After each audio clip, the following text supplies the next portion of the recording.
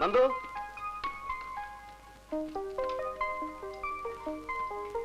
എങ്ങനെയുണ്ട്? കൊള്ളാം. ഈ ഫ്ലോറിന് ഇത്രയും നീളമുള്ള നിലയ്ക്ക് ഇടയ്ക്ക് ഒരു പില്ലറിന്റെ ആവശ്യം ഉണ്ടാവില്ലേ? വേണ്ട, പില്ലറിന്റെ ആവശ്യമില്ല. ആ സ്ലാബിന്റെ ലോഡ് ആ ബീം താങ്ങിക്കോളും. പണ്ട് ഇവിടെ ഒരു പാടമായിരുന്നു, അതുകൊണ്ട് ഈ സ്ഥലത്ത് എർത്തത്ര നന്നായിരിക്കില്ല. അത് സാരമില്ല, ആവശ്യത്തിനുള്ള ഫൗണ്ടേഷൻ നമ്മൾ കൊടുത്തിട്ടുണ്ട്. ഡെലിവറിയിലെങ്കിലും ഓപ്പൺ ചെയ്യണമെന്നാണ് ഐസക് മുതലാളി പറഞ്ഞിരിക്കുന്നത്. ആ നന്ദു, നിന്റെ ഗൾഫ് പരിപാടിയൊക്കെ ഉടൻ വരെയായി? ഒന്നും ശരിയായില്ലടേ.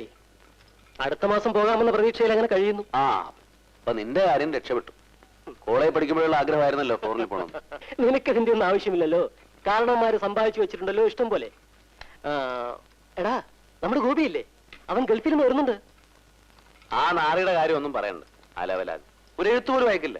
അവന്റെ കല്യാണത്തിനാണ് അവസാനമായിട്ട് ഞാൻ അവനെ കാണുന്നത്. പിന്നെ ഒരു വിവരവും ഇല്ല. Excuse me. ആ, എന്താ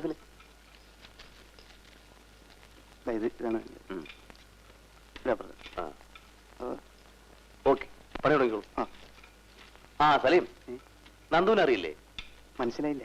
എന്റെ കോളേജ് മേറ്റാ, ഇപ്പൊ PWD എഞ്ചിനീയറാ. ഹലോ, ഇത് സലീം, ഇവിടുത്തെ സൂപ്പർവൈസറാ. അതിലുപരി എന്റെ നൈബറാ. ഞാൻ വരട്ടെ? വരട്ടെ. ആ, good morning sir. Good morning. Ravi, രാവിലെ ഞാൻ കളക്ടറെ അങ്ങയുടെ വീട്ടിൽ പോയി കണ്ടിരുന്നു. ഉച്ച കഴിഞ്ഞ് കളക്ടറേറ്റിലേക്ക് ചെല്ലാനാണ് പറഞ്ഞത്. എല്ലാം ശരിയാവും തോന്നുന്നു. ആ, പിന്നെ താമസിച്ചാൻ വൈകിട്ട് വരില്ല. എന്നാ ഞാൻ പോട്ടെ. പുള്ളി ഏതാ അറിയില്ലേ? ഇതാണ് ഞങ്ങളുടെ മുതലാളി മിസ്റ്റർ ഐസക്. ഓ, ആ ശരി, അപ്പൊ ഞാൻ വരട്ടെ. ഇടക്കൊക്കെ ഇങ്ങോട്ടൊന്ന് ഇറങ്ങടാവേ. നിന്നോട് ഭാര്യയും മോളെയും കൂട്ടി വീട്ടിലേക്ക് വരാൻ പറഞ്ഞിട്ട് കഴിഞ്ഞ ഞായറാഴ്ച ഞാനും അവളും കൂടെ വീട്ടിൽ വന്നപ്പോ നീ അവിടെ എല്ലാവരും പറഞ്ഞിട്ട് വരണ്ടേ? ആ രവി, ഇന്ദു ഫോൺ ചെയ്തിരുന്നു.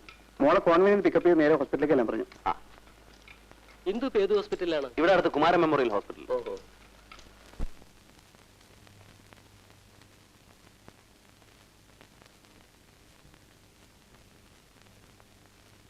സാരമില്ല, ഇന്നലെ കുറിച്ച് തന്ന മരുന്ന് തന്നെ കഴിച്ചാൽ മതി. അഥവാ പനി കൂടുകയാണെങ്കിൽ ദാ ഈ മരുന്നൂടെ വാങ്ങി കഴിച്ചേക്കൂ. ശരി ഡോക്ടർ.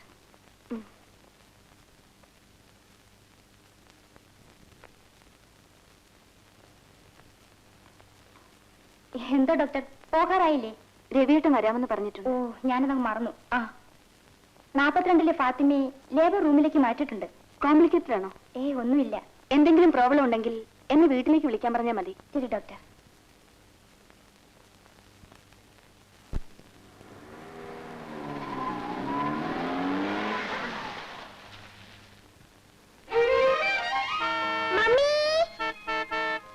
ഫോൺ അടിക്കാതെ മോളെ, മോള് ചെന്ന് വിളിച്ചിട്ടോ മമ്മിയെ.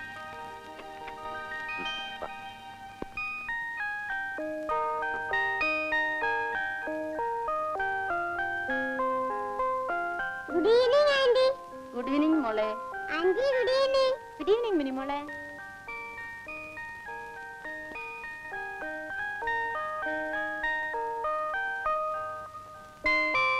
Good evening doctor sir. Good evening. Mummy എത്ര നേരമായി നോൺ അടിക്കുന്നത്?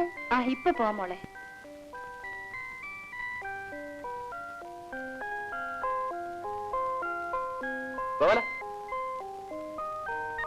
ആ തീപ്പെട്ടി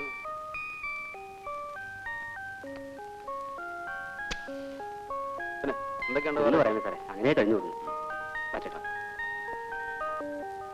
വാ മമ്മി, വേഗം വാ മമ്മി. വാ. വിട്.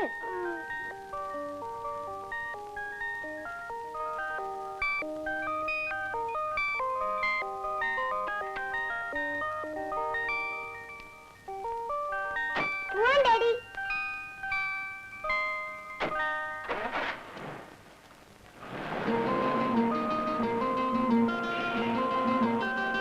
മമ്മി എനിക്ക് ഫസ്റ്റ് റാങ്ക് ഉണ്ട്. അതെയോ? മിടുക്കി.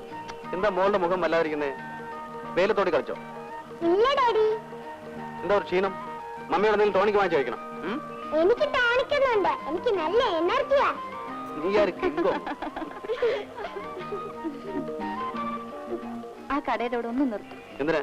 എനിക്ക് 1-2 കൂട്ടം സാധനങ്ങൾ വാങ്ങിക്കാൻ. സാധനം വാങ്ങിക്കാൻ കണ്ടൊരു സമയം.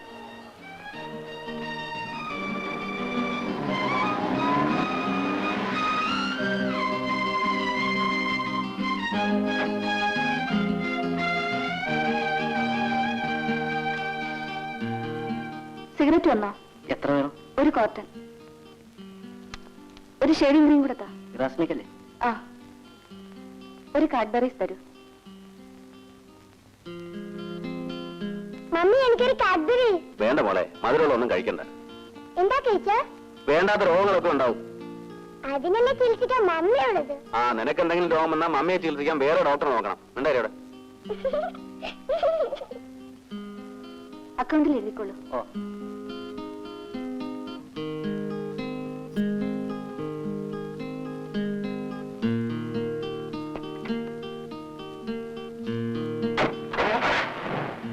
ഇതാ മോളെ.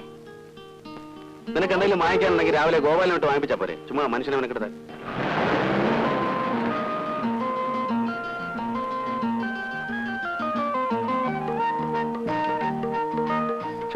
തീർത്തും തീർന്നു.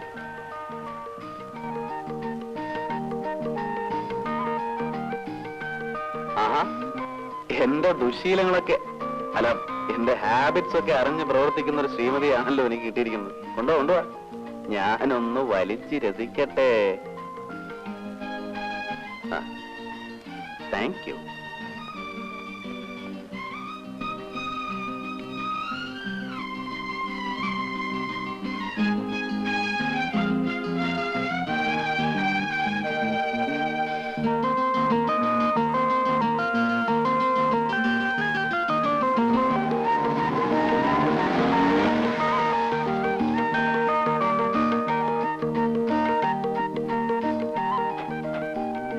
ഒന്ന് വേഗം ഇറങ്ങും മോളെ.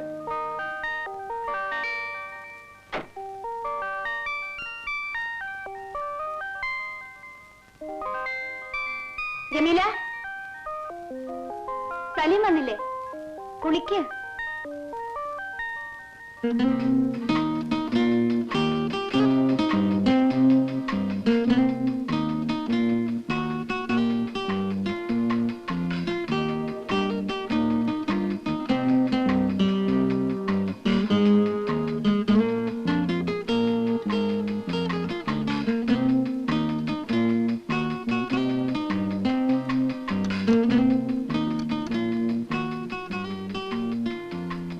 മതി മതി. എന്തോ നീ സിൽക്ക് സ്മിതേ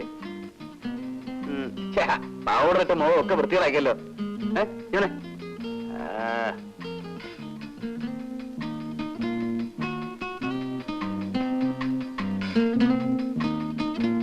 നീ എനിക്ക് ജനിച്ചല്ലോടി സൗന്ദര്യബോധമില്ലാത്ത കഴുതേ. അമ്മയുടെ തന്നെ സ്വഭാവം.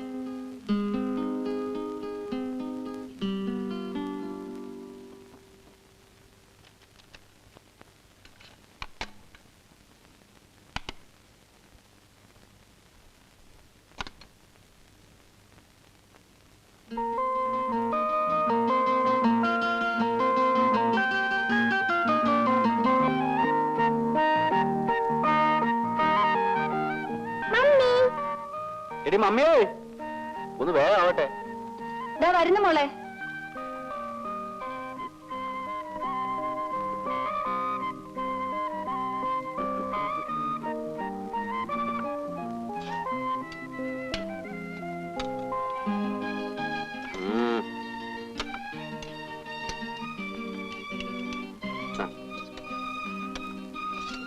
കുറച്ചുകൂടി കുറച്ച്. മതി.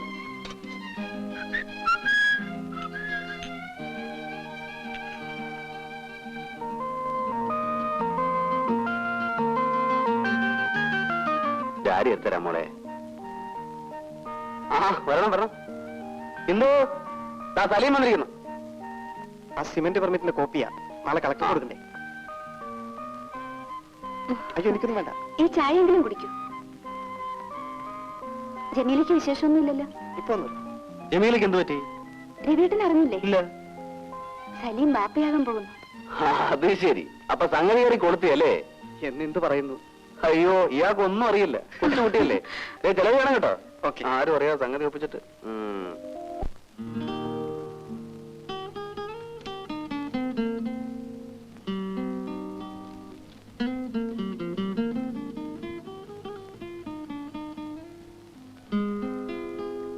ചേട്ടാ, കുറെ ദിവസമായി വീട്ടിൽ പോയിട്ട്.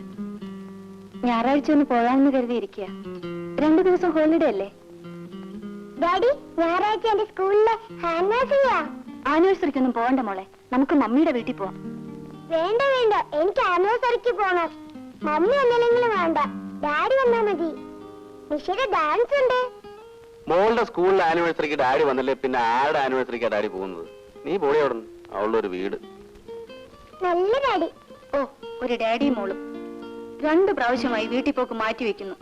ഓ, നിന്റെ വീട്ടിലേക്ക് അങ്ങ് പോയാലും മതി. ഇങ്ങനെ ബോറടിക്കുന്ന ഒരു പട്ടിക്കാട്. എന്നാ ഡാഡിയും മോളും കൂടെ ആനിവേഴ്സറിക്ക് പോയിക്കോ, ഞാൻ വീട്ടിൽ പോവാ. മമ്മി വെക്കോ, ഞങ്ങളില്ല അല്ലേ ഡാഡി? പിന്നല്ലാതെ. ഇവൾക്ക് ആനിവേഴ്സറി പറ്റി വല്ല വിവരം ഉണ്ടോ മോളെ? ഇവള് പള്ളിക്കൂടത്തിൽ പോയിട്ടില്ല. ഇവള് വെറും വ്യാജ ഡോക്ടറാ. ആനിവേഴ്സറി എന്ന് പറഞ്ഞാൽ പണ്ടേ വലിയ കമ്പമായിരുന്നല്ലോ.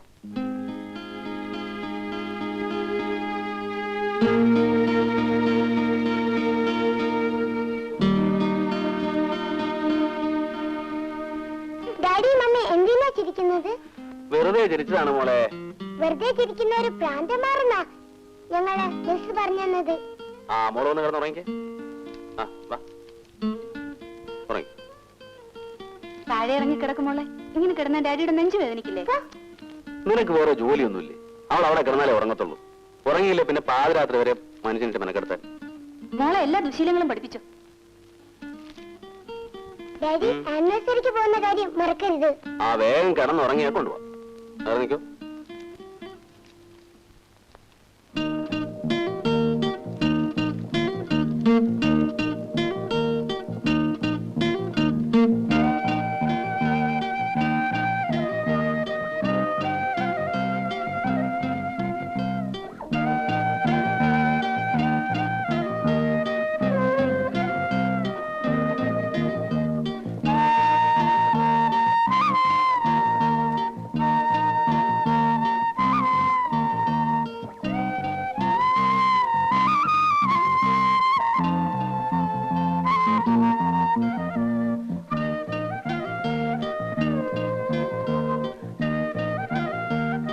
എനിക്ക് ഉറക്കം വരും, ഞാൻ ഉറങ്ങാൻ പോവാ. ഉറങ്ങും. എനിക്ക് രാവിലെ ഹോസ്പിറ്റലിൽ പോകാനുള്ളതാ. ഉറങ്ങിക്കോ. നിന്നെ ഉണർത്താനല്ലേ വലിയ പാട്. എന്നെ മാത്രം ഉണർത്തല്ലേ ഡാഡി? ഇതിന് ഏതു നേരം എന്നെ കൊണ്ടൊന്ന് പറയിപ്പിക്കണ്ട.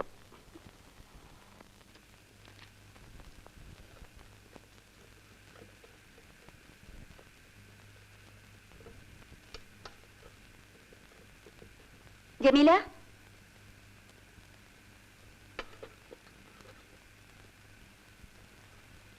വാ ചേച്ചി. അല്ല, പത്തിരി ഇറച്ചിയാണല്ലോ. രവീട്ടൻ അറിയണ്ട. രാവിലെ പോകുമ്പോഴേ രവീട്ടൻ വിളിച്ച് പറഞ്ഞതാ. ആ, രാവിലെ ജമീലയുടെ ബാപ്പ വരുന്നുണ്ടല്ലോ.